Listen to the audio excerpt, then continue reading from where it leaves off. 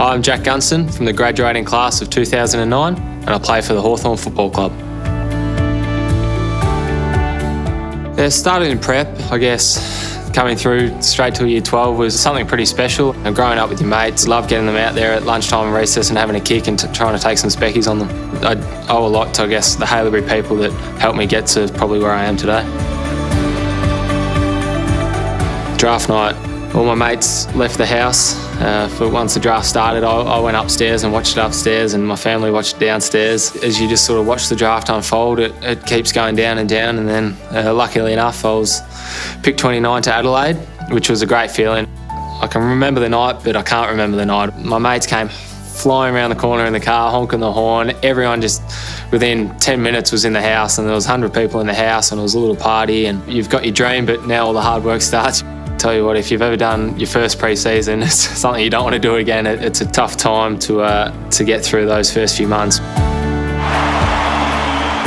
Yeah, walking into Footy Park on that first day, it was good to be able to do it with, I guess, a couple other draftees. It was daunting, but also exciting. It's one of those experiences that you'll forever cherish. It's, I guess, another dream on top of your dream of getting drafted to play that first AFL game. I was more nervous that game than I was all the grand finals that I've played in today. Gunston kicking his first goal in AFL footy. He runs onto it, the debutant. It doesn't get any sweeter than that. Welcome to AFL footy, Jack. Once you kick your first AFL goal, and especially in my first game, it was a great experience. You walk out on the ground before you get there, and you have a look around. You see how many people are going to be there, and especially the big finals. It's something I still do now. The whole day and the experience is pretty special, and get brought back down to earth when you get dropped the next week. After having a second pre-season under my belt, I felt that I was ready for AFL football. I had the taste the year before of 2 games. I'd played a lot of Centrals football, a lot of Sandford football, and had a great pre-season. There were some conversations that were had, I guess, with the coaching staff that sort of pretty much told me that it might be best to go home. And I guess that's the path that I followed, and I'm very glad I did. The last 4 years have been absolutely amazing. Being able to play in 4 grand finals and being privileged enough to play alongside some of the greats in football.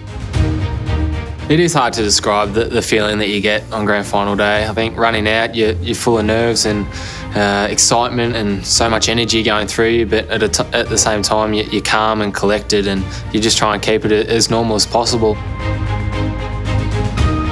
I was shattered after the 2012 loss grand final to Sydney. It's one of those things where you look at it and you go, I might not be here ever again, and this could have been my one opportunity to win that premiership medal that every player, every person that plays AFL football wants to achieve. It was definitely tough. Could have been a blessing in disguise for the team to have that hungerness to go on and win 3 in a row. It is hard to split the 3 grand final wins, and they've all got their own story behind them. For mine, it is the first one, especially coming off a losing one as well. To be able to stand up there 365 days later with a medal, and unfortunately for Fremantle, look across and see them hunched over and devastated, only to think 12 months ago that was you in that position. To be able to perform on those days as well and help the side in a way was pleasing.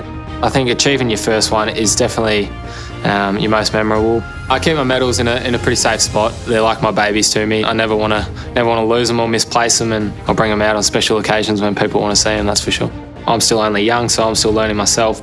At times I do rate myself pretty harsh because I've got high standards of myself. I'm a proud person at times, and I don't like putting underwhelming performances on the board, and I guess that's what motivates me and makes me want to perform each week. I think one thing that I've been able to take out of Haileybury and take into, I guess, my life outside of football and AFL football is building the friendships and being able to remain tight with the people that I grew up with, and they ride the bumps with me and also ride the lows, especially in an AFL sport, and it's not constantly in the media. There are a few lows, and it's good to have those mates that you grew up with outside of football that sometimes don't even care about your football life. They just engage in everyday life. It's great to be able to fall back on them and have them there when you need them.